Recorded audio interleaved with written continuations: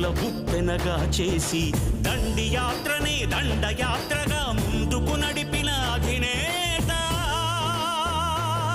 సిసలైన జగజ్జేత. చరఖాయంత్రం చూపించి స్వదేశీ సూత్రం నేర్పించి నూలు పోగుతో మదపుటేనుగల బంధించాడు రజాతి పిత. సంకల్ప బలం